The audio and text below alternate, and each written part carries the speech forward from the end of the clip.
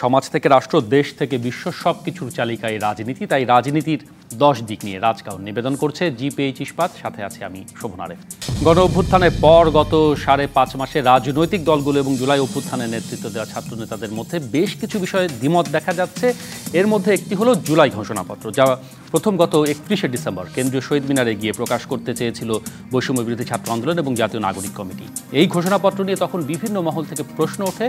সে সময় দেশের অন্যতম প্রধান রাজনৈতিক দল বিএনপি জুলাইয়ের বিপ্লব নয়, গণ অভ্যুত্থান হয়েছে বলে দাবি করে। ফলে প্রোক্লেমেশন নয়, গণ অভ্যুত্থানে একটা ডিক্লারেশন বা ঘোষণা আসতে পারে বলে জানিয়েছিল দলটির নেতারা।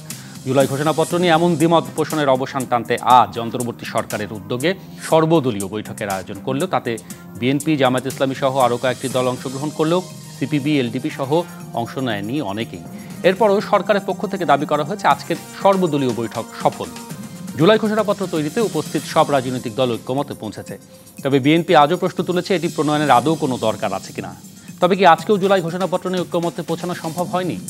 এদিকে গতকাল 6 সংস্কার কমিশনের মধ্যে 4টির দেওয়া প্রতিবেদনে প্রধানমন্ত্রীর ক্ষমতার লাগাম দেয়া, তার মেয়াদে সীমা টানার মতো নানা পদক্ষেপ, বয়স্ক মেয়ে তরুণদের সংসদে আসার সুযোগ দেওয়া সহ বড় পরিসরে সংস্কারের প্রস্তাব এসেছে। একই সাথে বিদ্যমান সংবিধানের মূল স্তম্ভের নানা জায়গাতেও রদবদলে সুপারিশ করা হয়েছে। এই সুপারিশগুলো নিয়ে রাজনৈতিক দলগুলো কি ভাবছে? যে প্রত্যাশা নিয়ে জুলাই অভ্যুত্থান সংগঠিত হয়েছিল, 4 সংস্কার কমিশনের সুপারিশে কি তার প্রতিফলন ঘটেছে? এসব নিয়ে আলোচনায় আজকে রাজকাহন স্টুডিওতে আমাদের সাথে আছেন BNP vice chairman advocate Ahmed Azam Khan, আছেন নাগরিক ঐক্যের সভাপতি জনাব মাহমুদুর রহমান মান্না এবং আছেন সাবেক প্রতিমন্ত্রী ও জাতীয় পার্টির নেতা গোলাম সারওয়ার মিলন। 3 জনকেই স্বাগত জানাচ্ছি আমাদের আজকের আয়োজনে। জনাব গোলাম সারওয়ার মিলন, শুরুতে যদি আপনার কাছে যাই, মানে অন্তর্বর্তী সরকারের অনেকগুলো আহ্বানে জাতীয় পার্টি আমন্ত্রণও পায়নি। আজকেও যে জুলাই ঘোষণাপত্র নিয়ে সর্বদলীয় যে বৈঠকের কথা বলা হচ্ছে, সেখানেও জাতীয় পার্টি যথারীতি দেখছি আমন্ত্রণ পায়নি। তারপরও গণমাধ্যমে তো যারা আমন্ত্রণ পেয়েছিলেন তাদের বক্তব্য শুনেছেন, সরকারের পক্ষ থেকে শুনেছেন। আপনার কাছে কি মনে হয়েছে আজকে সব কিছু মিলিয়ে? প্রথমেই আপনাকে ধন্যবাদ আজকে সুযোগ দেওয়ার জন্য, এবং আজকে সহ-আলোচক আমাদের সকলের প্রিয় মান্না ভাই এবং আজম ভাই সহ অগণিত দর্শক শ্রোতাকে প্রীতি ও শুভেচ্ছা, সালাম ও শ্রদ্ধা, আসসালামু আলাইকুম। আমি এভাবে করতে চাই যে গণ অভ্যুত্থানটি হয়েছে 5ই আগস্ট, এটা তো পরিকল্পিত কোনো বিপ্লব কিংবা কোনো আন্দোলন ছিল না। একটা কোটা আন্দোলনের ধারাবাহিকতায় একটা জায়গায় এমনভাবে আসলো যেটা এদেশের তাদের অহংকার, তাদের স্বৈরাচারী মনোভাব এবং তাদের আচরণ থাকার কারণে ছাত্রদেরকে যখন বলল কারফিউ দেওয়া হলো এবং বলল দেখামাত্র গুলি করা হবে, ওবায়দুল কাদেরের এই কথা বললো, এগুলো তো আমাদের মনে আছে। এরপরই মানুষ ক্ষিপ্ত হয়ে গেল এবং সত্যিকারভাবে আমরা এখানে 13 জন আছি, আমি আমার কথা বলতে পারি। একটা সরকার পরিবর্তন হতে যাচ্ছে এটা আমরা বুঝতে পেরেছি, কিন্তু এইভাবে শেখ হাসিনাকে পালিয়ে যেতে হবে এটাকে আমার মনে হয় ছাত্ররা কিংবা আমরা দেশবাসী কেউ কিন্তু চিন্তা করিনি। আমি এখানে অন্তর্বর্তীকালীন সরকারের প্রধান উপদেষ্টা ডক্টর ইউনূসকে এই জন্যই ধন্যবাদ দিতে চাই যে ছাত্ররা যখন প্রস্তাব করলো জুলাই ঘোষণার কথা, তখন তিনি বলেছেন, আজকে যেটা জেনেছি, উনি বলেছেন যে এটা সব দলের সাথে আলোচনা ছাড়া এটা করা ঠিক হবে না, এবং উনি বললেন যে একতাই ঐক্য এবং রাজনৈতিক নেতৃবৃন্দের সাথে আলোচনা ক্রমে সিদ্ধান্ত হবে। এটা উনি ওনার প্রারম্ভিক বক্তব্যে আজকে এটা বলেছেন। বলার পর যারা গিয়েছে তারা সেখানে আলোচনায় করেছে, কিন্তু একটা জায়গায় আমরা দুঃখ পেয়েছি, যেটা আমার সম্পর্কে আপনি করেছেন। ওই জায়গায় বলার আগে মান্না ভাইয়ের মতো একজন নেতা, আমি মনে করি তাকেও যথাযথভাবে আমন্ত্রণ করা হয় নাই। এই যে দুর্বলতা, সমন্বয়হীনতা কিংবা তাড়াহুড়ো, এইটা তো যদিও তারা এটা স্বীকার করেছে যে আমরা সময়ের অভাবে অনেক কিছু করতে পারিনি ইত্যাদি ইত্যাদি। না, কিন্তু সেই 31 তারিখেই বলা হয়েছিল, তখন 15 তারিখ পর্যন্ত আমি বলছি যে ছাত্রদের চাপে ছাত্ররা, মান্না ভাই ঢাকা বিশ্ববিদ্যালয়ের ছাত্র নেতা ছিলেন, আমি একটা সংগঠনের জাতীয়বাদী ছাত্র দলের প্রেসিডেন্ট ছিলাম, আজম ভাই ছাত্র রাজনীতি থেকে আজকেই আসছেন। আমরা তো ছাত্র নেতা ছিলাম, আমরা ছাত্র নেতাদের প্রতি আমরা কিন্তু সম্মান দেখাতে চাই। জুলাইয়ের যে গণ অভ্যুত্থানের আকাঙ্ক্ষাকে, আমি যে কথা সব জায়গায় বলি যে 71-এর মুক্তিযুদ্ধের চেতনা এবং জুলাইয়ের আকাঙ্ক্ষাকে ধারণ করে আমরা আগামী দিনের বাংলাদেশকে এগিয়ে নিয়ে যেতে চাই। এখানে একটি কথা বলি, আপনারা বললেন জাতীয় পার্টিকে আমন্ত্রণ জানানো হয়। দেখেন, আমরা কিন্তু জিএম কাদেরের বিরোধী অবস্থানের একটি অংশ, এবং সেটার নেতৃত্ব দিয়েছেন কাজী ফিরোজ রশিদ, বিশিষ্ট মুক্তিযোদ্ধা। আমরা 18ই জুলাই আমরা কিন্তু সংবাদ সম্মেলন করে এই আন্দোলনকে সমর্থন করেছি ছাত্রদের, এটা অন রেকর্ড, আপনার ইয়েতে আছে, টিভি বিভিন্ন চ্যানেলে আছে। এবং 3রা আগস্ট সম্মেলন করে আপনি জানেন যে কাজী ফিরোজ রশিদ কিন্তু বলেছিল যে ওবায়দুল কাদেরকে বহিষ্কার করা হোক এবং গ্রেপ্তার করা হোক। আমি কিন্তু রেকর্ডে বলছি, আপনারা এটা করে দেখতে পারেন। এখন আমি যেহেতু ওই কাগজ প্রিন্ট আউট করে নিয়ে আসার সময় পাইনি, আমি দেওয়ার ইচ্ছা ছিল। কথাটা বললাম এই কারণে যে ঠিক আছে, জিএম কাদের, আপনারা এখানে আমি বলেছি যে 2024 সালের পুরো ইলেকশনে 350 জনকে অ্যাবডো করে দেন, বিচার তো হবেই যারা হত্যায় জড়িত, তাইলে এরা রাজনৈতিকভাবে অযোগ্য হয়ে গেল। তারপরে কথা হচ্ছে যে আমরা যারা আন্দোলনকে সমর্থন করেছিলাম, আপনারা আমাদেরকেও কি এতটুকু আমাদেরকে অন্য দলের মতো না করেন, অ্যাটলিস্ট আমাদের সেটাও নিতে পারেন। আমি যে কথাটা বলতে চাচ্ছি যে এই আন্দোলনে আমরা যারা যেই অংশই হোক, আজকে বিএনপির সালাউদ্দিন সাহেবকে কিন্তু আমি ধন্যবাদ দিতে চাই একটা কারণে, তিনি কিন্তু একটা কথা বলেছেন যে সব স্টেক হোল্ডারদেরকে, বিশেষ করে যারা এই আন্দোলনকে সমর্থন করেছে, সেটা ক্ষুদ্র কিংবা বড় যেই হোক, সবার সাথে আলোচনা করেই করতে হবে। এখন আমি শেষ করতে চাই এইভাবে যে দেখেন, এদের একটা কাঠামোগত একটা ব্যাপার আছে, প্রক্রিয়াগত একটা ব্যাপার আছে এবং দর্শনগত একটা ভিত্তি আছে। এবং এটাকে কিভাবে একটা জুলাইয়ের ঘোষণা যদি করতে হয়, তাহলে আপনার সেখানে আপনার 47, 71, 75-এর 7ই নভেম্বর, 90 যেটাই হয়েছিল, সমস্ত ঘটনা ধারাবাহিকভাবে আসতে হবে। এবং সেখানে এই যে তারা যেটা করলো বিগত 15 বছরে যারা রাজপথে ছিল, আমাদের জাতীয় পার্টি তো ধরেন সত্যি কথা বলতে কি, একে আওয়ামী লীগই কিন্তু একে দুর্বল করে দিয়েছে বিভিন্নভাবে বিভক্ত করে, এরা রাজপথে থাকতে পারে নাই। আপনি দেখেন 2014 সালে, আমি শেষ করি, 2014 সালে এরশাদ সাহেবকে কীভাবে চ্যাংদোলা করে উঠায় নিয়ে গিয়ে নির্বাচনটা করানো হয়েছে এবং উনি নির্বাচন করবেন না, উনি এমপি হয়ে গেছেন। এগুলি তো ইতিহাস আমরা জানি। সুতরাং তারপরে আমাদের একটা অংশের কারণে পুরা জাতীয় পার্টিকে যদি করা হয়, এটা মনে হয় সঠিক হবে না। তাই আমি শেষ করতে চাই এইভাবে যে জুলাই ঘোষণা একটা হোক, গণ অভ্যুত্থানের আকাঙ্ক্ষাটা কী, এবং সেখানে একটা ন্যারেটিভ তৈরি হোক নির্মোহ একটা অবস্থান থেকে, এবং সেখানে যাতে প্রতিটা, দেখেন এখানে প্রবাসীদের একটা ভূমিকা ছিল, সেখানে তাদের কথা থাকতে হবে। এখানে রাজপথের বিএনপি 15 বছর গুম খুন এবং তারা যে নির্যাতনের শিকার হয়েছে, তাদের স্বীকৃতি থাকতে হবে। সুতরাং হুট করে তো এই জুলাইয়ের এই কোটা আন্দোলন থেকে তার বিপ্লব হয় না। মানে এই ঘোষণাপত্রে সবার সাথে মোটামুটি একটা ঐক্যমতে পৌঁছানো যাবে এবং আজকের বৈঠক সফল হচ্ছে এরকম সরকারের পক্ষ থেকে দাবি আছে। কিন্তু আপনি আরও অনেকগুলো দাবি তুলছেন, সেইগুলোর সাথে এখানে কোনো রকম পার্থক্য থাকে কিনা ফিরবো আপনার কাছে আবারও। ধন্যবাদ গোলাম সারোয়ার মিলন। জনাব মাহমুদুর রহমান মান্না, 5.5 মাস পর এরকম একটা ঘোষণাপত্রের যৌক্তিকতা নিয়ে আজকে বিএনপির যিনি গিয়েছিলেন, একজনই গিয়েছিলেন প্রতিনিধি হিসেবে, তিনি এরকম একটা প্রশ্ন তুলেছেন। বোধহয় সেই বৈঠকেও বলেছেন, বাইরে এসে সাংবাদিকদের সেটি বলেন আমরা জানলাম। মানে বিএনপির কথা বলছি, বড় দল, বড় স্টেক, তাদের একটা নিশ্চয়ই গুরুত্ব আছে। আপনিও জাননি আজকে সেই সর্বদলীয় বৈঠক যদিও বলা হচ্ছে, আপনিও জাননি। সব মিলে আপনার কাছে বিষয়টি কীভাবে প্রতীয়মান হয়? প্রথম কথা হলো, ধরেন আমরা যেটাকে বা ওরা যেটাকে প্রোক্লামেশন বলছে, বাংলা কি করবেন, প্রজ্ঞাপন, এর চাইতে ভালো বাংলা কেউ করেনি এখনো। ওরা আবার এটাকে ডিক্লারেশনও বলছে। তো প্রোক্লামেশন আর ডিক্লারেশন এক জিনিস কি না, এটা নিয়ে একটা বিরাট বিতর্ক হতেই পারে। নর্মালি প্রোক্লামেশন হয় কি, একটা বড় সিগনিফিক্যান্ট কোনো চেঞ্জ হলো, ওইটা একটা এক্সপ্লেনেশন থাকে, কোন প্রেক্ষিতে হলো, এটার ভবিষ্যৎ লক্ষ্য কী, এগুলো বলা হয়। পৃথিবীর বহু ঐতিহাসিক ঘটনায় এগুলো করা হয়েছে। আমাদের মুক্তিযুদ্ধ, স্বাধীনতা, বিজয় ইত্যাদি, সেই হিসেবে আমরা এগুলো বলেছি। তা আমরা যদি ওরকম কিছু বলতে চাইতাম, একটা সিগনিফিক্যান্স বোঝাবার জন্যে, গুরুত্ব বোঝাবার জন্যে, সবচেয়ে মানুষের হতো এটা যদি আমরা 5 আগস্টের পরপরই বলতাম। হতে পারে নানাবিধ ব্যস্ততার কারণে আমরা তখন বলতে পারিনি, আমরা দেরি করছি। 5.5 মাস দেরি জাস্টিফাইড কিনা সে বিতর্ক করছি না, 5.5 মাসই আমি মানলাম। কিন্তু মানবার পরে এখন বলবেন কি, বলার কি কিছু বাকি আছে? কি হয়েছে সবাই জানে, এবার সব ভিডিও ফুটেজ আছে। মানে বিশ্বকে তাক লাগিয়ে দেওয়ার মতো যে সমস্ত ঘটনা ঘটেছে, সেগুলোর লাইভ ডেথ দেখানো হয়েছে পর্যন্ত। এয়ারপোর্ট, মানে আকাশ থেকে কি করে গুলি করা হয়েছে, কীরকম করে একটা দেয়ালের আড়াল দিয়ে সেইখানে শত শত লাশ ফেলে রাখা হয়েছে, এগুলো সব দেখানো হয়েছে।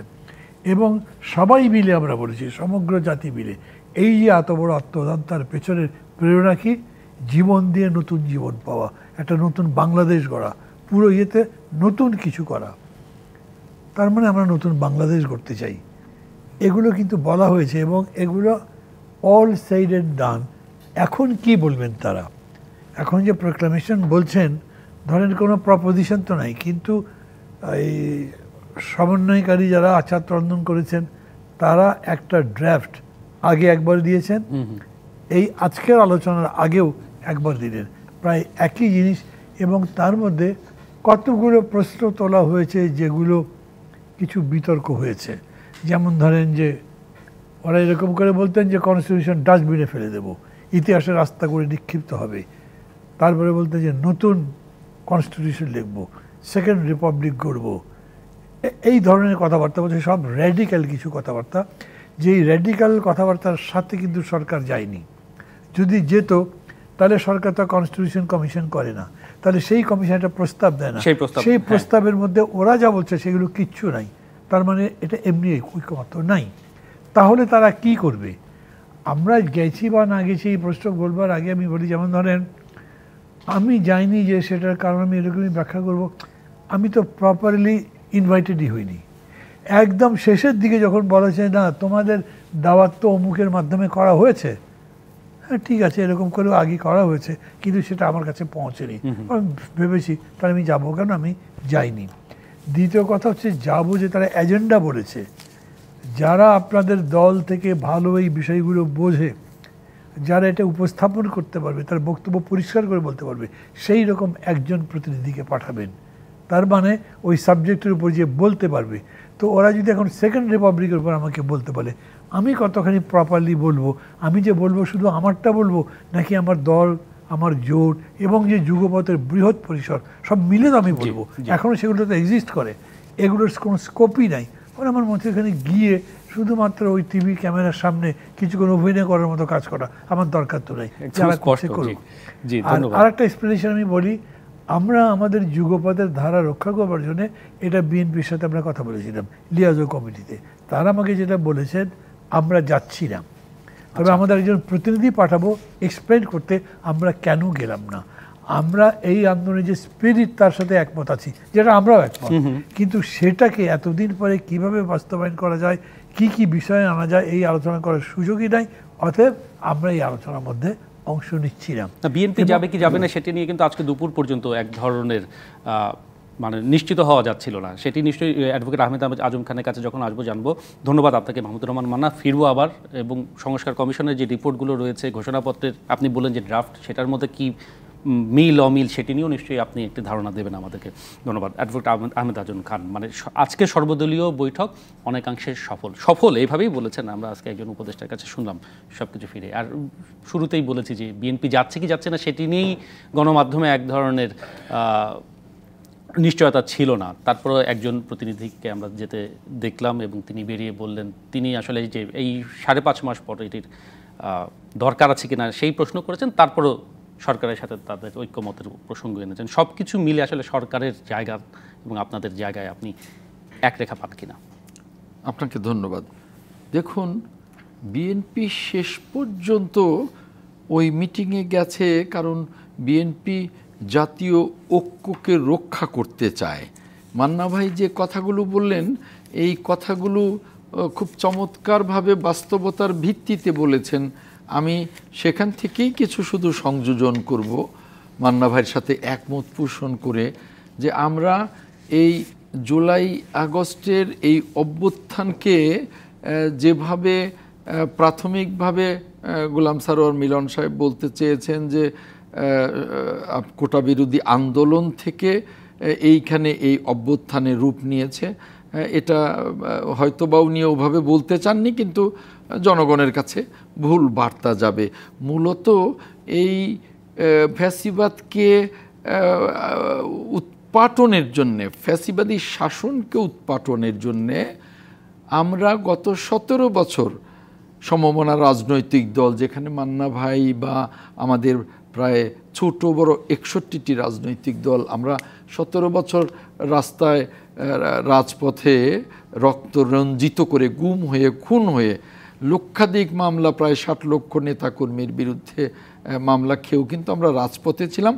আমরা বিএনপি এবং সমমনারা যে আন্দোলনের মধ্য দিয়ে স্ফুলিঙ্গের তৈরি করেছিলাম, সেটাই জুলাই আগস্টে আমরা পেছনে ছিলাম, সামনে ছাত্ররা সেটাকে দাবানল তৈরি করেছিল, পরিণতি পেয়েছে। হ্যাঁ, দাবানল তৈরি করেছিল।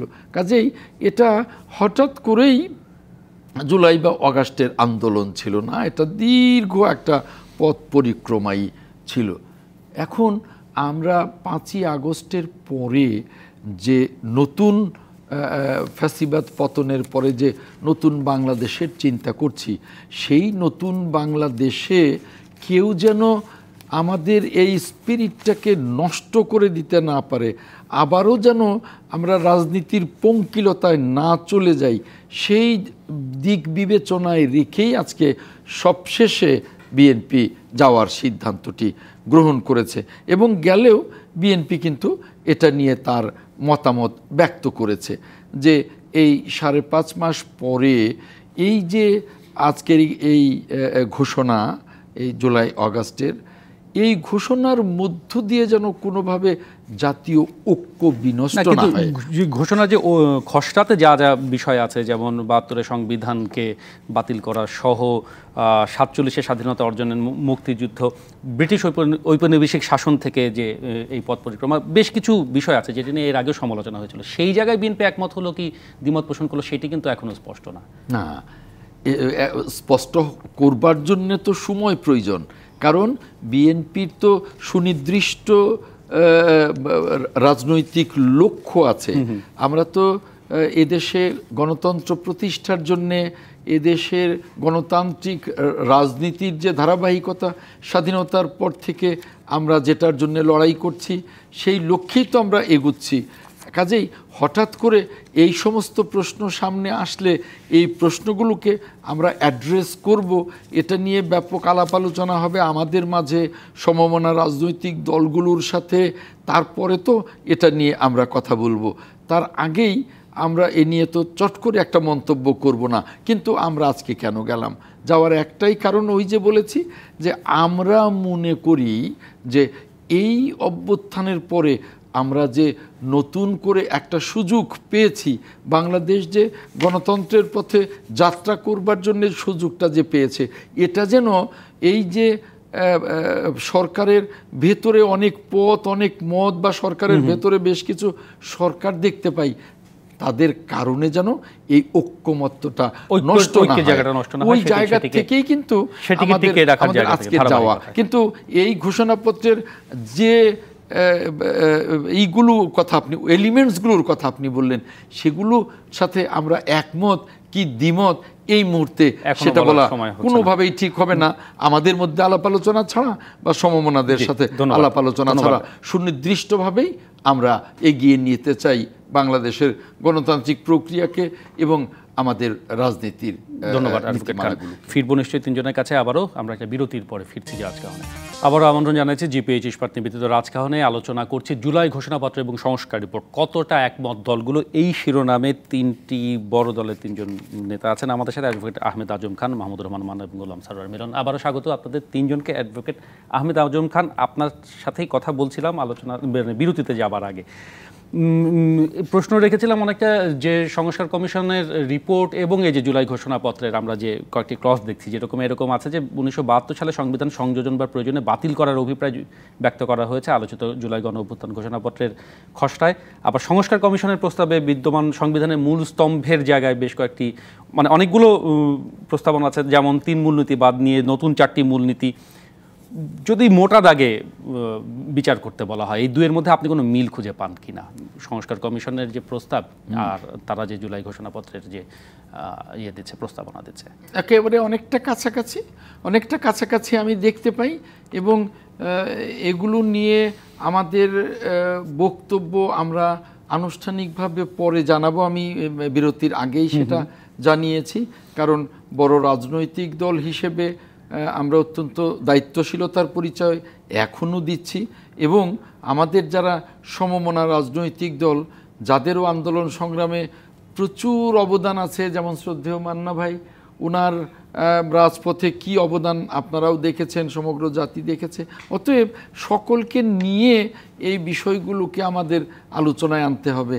তবে মৌলিক কিছু বিষয়ে যদি টান পড়ে, সেই বিষয়ে তো জাতিকে বিভক্ত করে দেবে, এবং জাতিকে বিভক্ত করে দিলে সেটা কতটুকু শুভনীয় হবে গণতন্ত্রের জন্যে বা আগামী দিনের রাজনীতির জন্যে, আবার আমরা বিভক্ত জাতিতে পরিণত হব কিনা, আবার আমরা এ নিয়ে জড়িয়ে পড়ব কিনা আমাদের হানাহানির মধ্যে, এই জিনিসগুলো আমাদের বিবেচনায় আনতে হবে।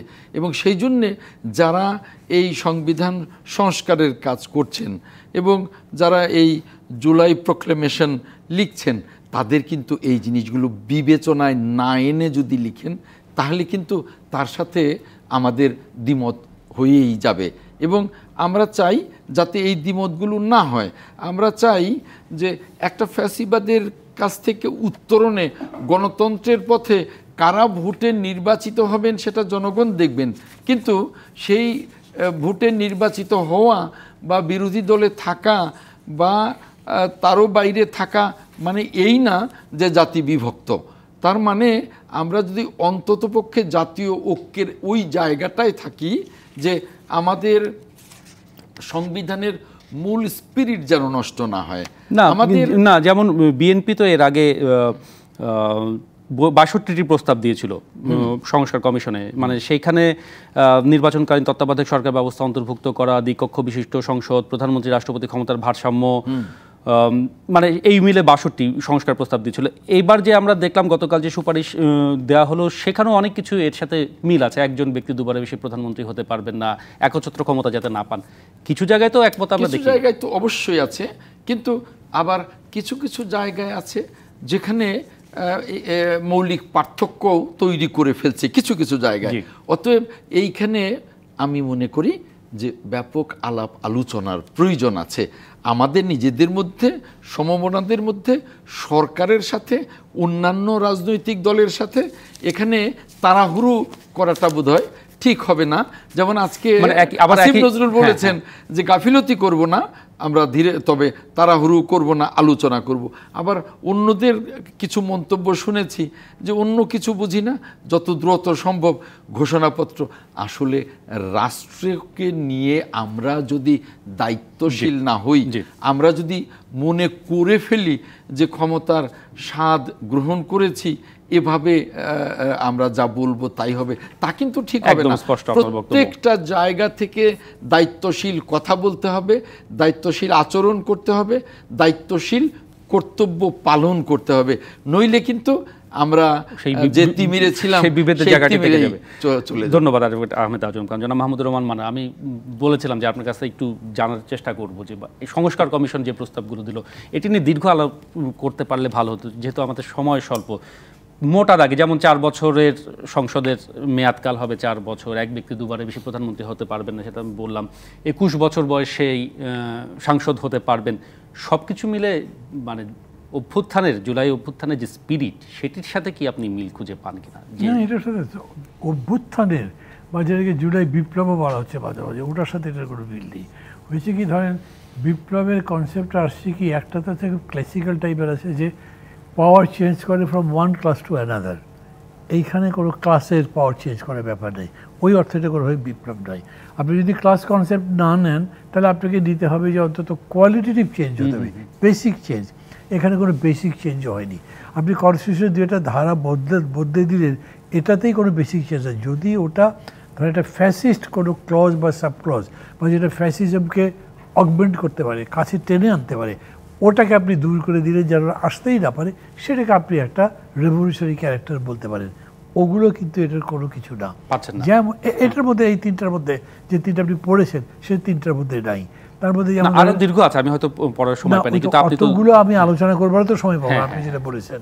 তো এর মধ্যে যেমন একটা আছে, ধরেন বাইক্যামেরাল লেজিসলেচার বলা হয়েছে। তো বাইক্যামেরালের মধ্যে লোয়ার হাউসকে বলা হয়েছে 400-100। এই 100 আবার মহিলাদের জন্য, সেটা ডাইরেক্ট ভোট। তারপরে এক মহিলা ভোট করবে কিন্তু 3 times bigger than a male candidate.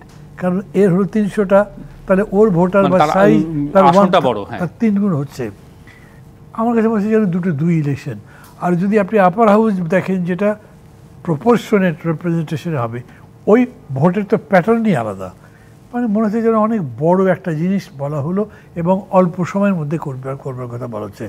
অনেকেই মনে করে যে এগুলোর সামনে যে ভোট আছে সেই ভোটকে সামনে রেখে সেটা যদি হয় তাহলে এগুলো পসিবল হবে আমি মনে করি না।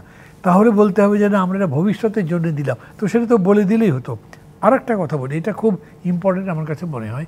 ডক্টর ইউনূস কয়েকবারই বলেছেন যে আমরা সেইগুলোতে সংস্কার করব যেগুলোতে জাতীয় ঐক্যমত্য হবে। জি, কীরকম করে বার করবেন? তারা তো সব রিটার্ন প্রপোজাল দিয়েছেই, রিটার্নগুলো বার করেন। 2000 প্রপোজালের মধ্যে 20টা 40টা 60টা আপনি তো কমন পাবেন, ওই কটা আপনি সংস্কার করবেন। করে যদি ফেলেন তাহলে আপনার কিন্তু বাকি সবাই লাগে না।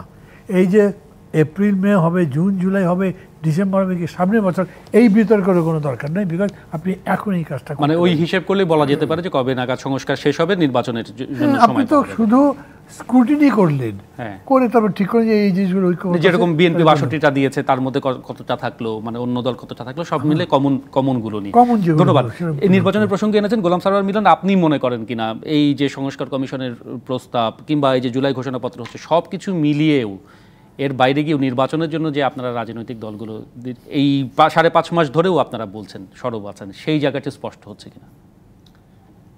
জি, আপনার কথা আসার আগে আমি আহমেদ আজম ভাইকে একটু ক্লিয়ার করাটা উচিত আমার। আমি কিন্তু বলেছি দেখেন এই যে আন্দোলনটা হলো এটা সেই কি নিরাপদ সড়ক আন্দোলন হয়েছে, 18 সনে কোটা সংস্কার আন্দোলন হয়েছে, তার আগে বিএনপি সহ ক্রিয়াশীল বিরোধী দল রাজনীতির আমাদের ওই জাতীয় পার্টির যে অংশ 26 জন 20 জন 13 জন যারা এমপি হয়েছে ওদের কথা বলতেছে না, আমাদের মধ্যে অনেক আছেন আমার মতো যারা 14, 18, 24 করে নাই। তো আমি সেই থেকে বলতে চাই এই আন্দোলনে আমরা একটা প্রোক্লামেশন দরকার এই কারণে যে এইটা একটা লিগ্যাল এন্টিটি দিতে হবে, কারণ এটা বিপ্লবী সরকার না, এটা কোনো বিপ্লব না, এটা একটা ক্লাস থেকে অন্য ক্লাসেই হয় নাই। সুতরাং আমার সংবিধানের আওতায় কিছু আছে কিছু নাই। সংবিধানের আওতায় আপনি শপথ গ্রহণ করছেন, আবার সংবিধানের আওতায় আপনি শেখ মুজিবের ফটোকে আপনি নামিয়ে দিচ্ছেন। এই যে অবস্থা, এটাকে একটা ন্যারেটিভ, যেটা আমি আগে বলে গেছি, এখন আমি আমার প্রশ্নের উত্তরে আছি, সেটা হলো যে মান্না ভাই যথাযথ বলেছেন, অনেকগুলি এই সরকারের উচিত হবে যে এই সংস্কার প্রস্তাবগুলির মধ্যে যত ঐক্যমত যে কটা হয় সেটাকে একমত পোষণ করে ওনার সুনির্দিষ্ট একটা রোড ম্যাপ দিয়ে দেওয়া। এবং এখানে একটা কথা বলতে চাই যে উইথ রেসপেক্ট বিএনপি একটা বড় স্টেক হোল্ডার এবং সে তার জুন জুলাই অগাস্টের সে নির্বাচন চাইতেই পারে, তার কারণ তারা নির্বাচনী দল। কিন্তু এখানে আমার প্রশ্ন যে নির্বাচনী ব্যবস্থাটা, পুলিশ প্রশাসন কিংবা এদেরকে ঢেলে না সাজানো পর্যন্ত আমরা তো এমন একটা নির্বাচন দিতে পারি না যে সে মানে আমার ভোট আমি দিব, যাকে উপযুক্ত মনে করব তাকে দিব। এই যে সচেতনতার সাথে যাতে দুর্বৃত্তায়িত রাজনীতি না হয়, নমিনেশন বাণিজ্য যাতে না হয়, যেগুলি বড় দলগুলি অতীতে করেছে, 3 দল করেছে, 1 নম্বরে যদি বলি আওয়ামী লীগ, বিএনপিও অতীতে করেছে। সুতরাং এর থেকে তো আমাদেরকে একটু রেকটিফাই হতে হবে। আজকে এই যে এই ব্যবস্থা, এই 15 বছরে তো এটা সব কিছু সারিয়ে গেছে। এখন 90-এর সময় এরশাদকে স্বৈরাচার বলেন আপনারা, আমরা সবাই বলি, মানলাম, এরশাদ তো দেশ থেকে পালিয়ে যায় নাই, জেলে থেকে ইলেকশন করে 5টা সিটি ইলেকশন করেছে এবং আমরা ইলেকশনের সব জায়গায় আসছি। 15 বছরটা আমি কিন্তু করতে চাচ্ছি না, কোনো সমর্থন করতে চাচ্ছি না।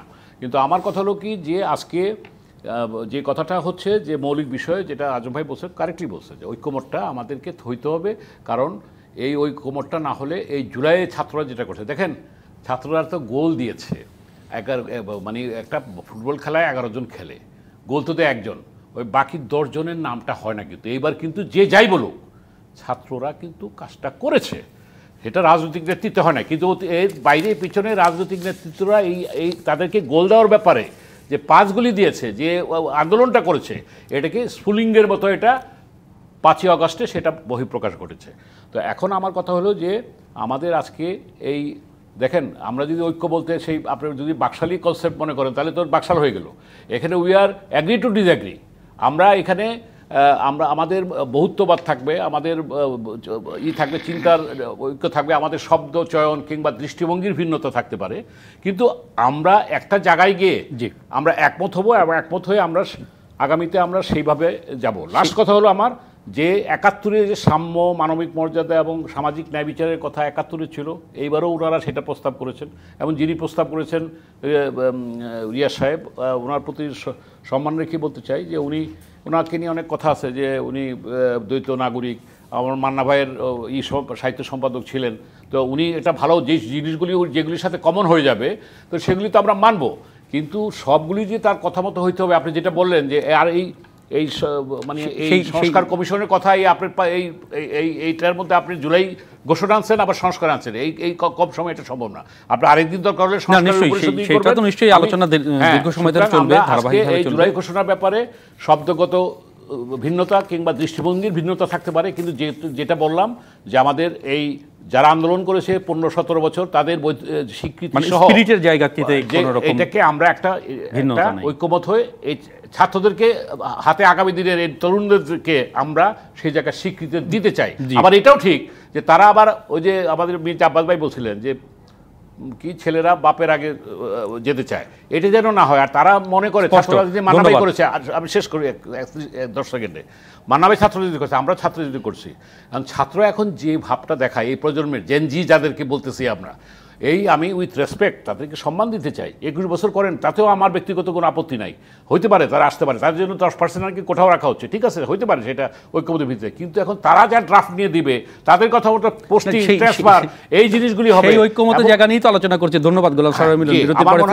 তাদের সবারই যদি আমাদের দৃষ্টিভঙ্গিটা এবং চিন্তার জায়গায় আমাদের আমরা বিরতি নিচ্ছি, পরে ফিরে বাকি বিষয় নিয়ে আলোচনা হবে, সাথে থাকুন। জি25 ইস্পাতের রাজকাহনে আবারও আমরা ফিরে এলাম। জুলাই ঘোষণাপত্র এবং সংস্কার রিপোর্ট কতটা একমত দলগুলো, সেই শিরোনামে কথা বলছি। গোলাম সারোয়ার মিলন, মাহমুদুর রহমান মান্না, অ্যাডভোকেট আহমেদ আজম খান আছেন আমাদের সাথে। জনাব মাহমুদুর রহমান মান্না, প্রধান উপদেষ্টা আজকে যে সর্বদলীয় বৈঠক দিয়েছিলেন, তিনি এরকমভাবে বলেছেন, আমি যতদিন আছি এই একতা নিয়েই থাকবো, আমাদের সেই পথেই চলতে হবে। এই একতার পথে আসলে আমরা কতটা আছি? একতার প্রসঙ্গ আপনি এনেছেন, তিনজনের কাছে আসলে একই। আপনার হাতে তো সময় নেই, তারপরে বলি, আজকে এই বক্তৃতায় কেউ বলেছেন শাপলা চত্বরে বিচার হইতে হবে, কেউ এরকম বলতে চেয়েছেন এই যে যুদ্ধাপরাধের পর যাদের ফাঁসি দেবে তার বিচার হতে হবে। এইখানে বাকিদের সঙ্গে যারা মুক্তিযুদ্ধ করেছেন তাদের ঐক্যটা হবে কেমনে? আপনি যদি এরকম বলেন unity with divergence, unity with diversity, এবং সেটা যদি আপনি হজম করতে পারেন, দ্যাটস গুড। আদারওয়াইজ গণতন্ত্র মানে সব মত একমত হয়ে যাওয়া নয়, গণতন্ত্র মানেই ভিন্ন মতের অবস্থান থাকবে। তো ঐক্যটা কীরকম করে হবে? আগামীতে নির্বাচন হবে, কথা আমি আপনাকে আগেও বলেছিলাম, আপনি একটু আমাকে মনে করে দিয়েছেন।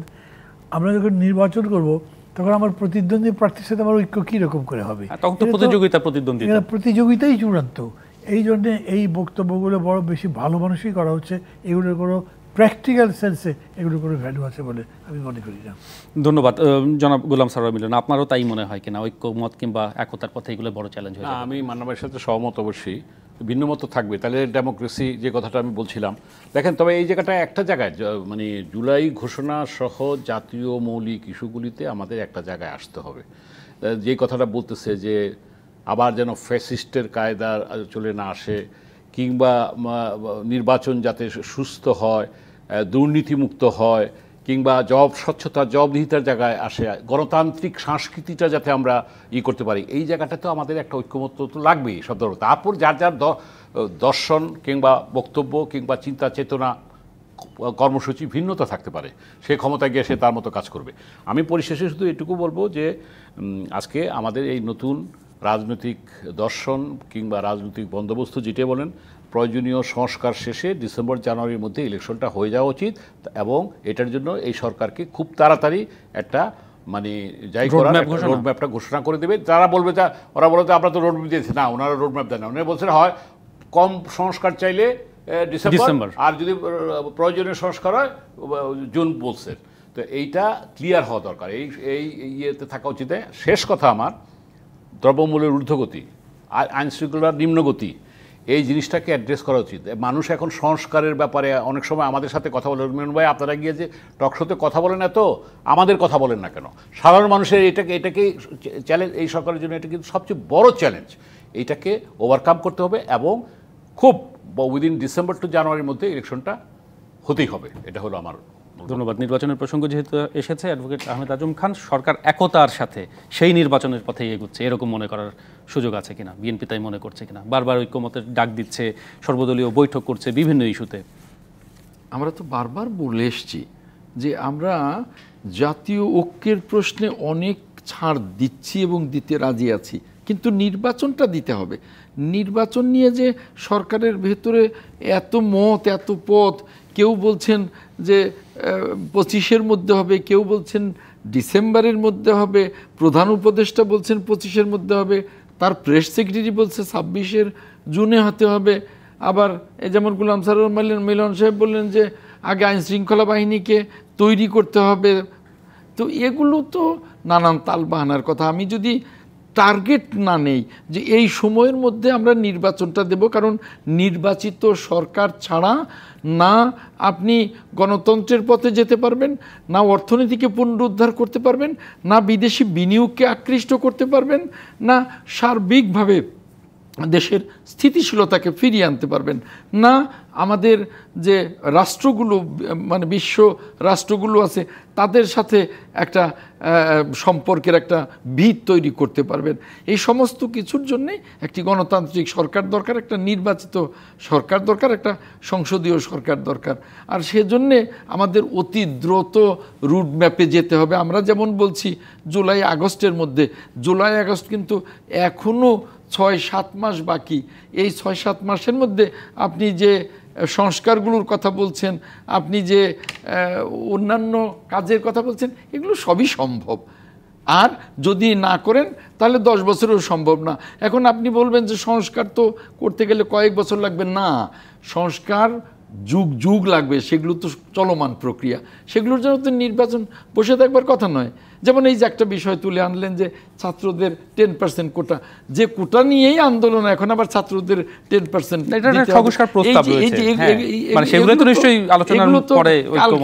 একটাই তো। কাজেই আমার পরিষ্কার কথা হলো যে এই জিনিসগুলোকে যত তাড়াতাড়ি অ্যাড্রেস করে আমরা নির্বাচনের পথে যেতে পারি, জুলাইতে না হয় আগস্টে, না হয় সেপ্টেম্বরের ভেতরে যদি আমরা না যেতে পারি, তাহলে কিন্তু ঐক্য ধরে রাখাও মুশকিল হয়ে যাবে এবং 5ই আগস্টের যে গণ অভ্যুত্থানের চেতনা, এই চেতনা ধরে রাখা অনেক কঠিন হয়ে যাবে। অনেক ধন্যবাদ অ্যাডভোকেট আহমেদ আজম খান, জনাব মাহমুদুর রহমান মান্না, গোলাম সারোয়ার মিলন। ধন্যবাদ জানাতে যারা এতক্ষণ আমাদের সাথে ছিলেন। এই ছিল আমাদের আজকের রাজকাহনে। ফিরব আগামী রবিবার রাত 10টায় নতুন রাজকাহন নিয়ে। ভালো থাকুন।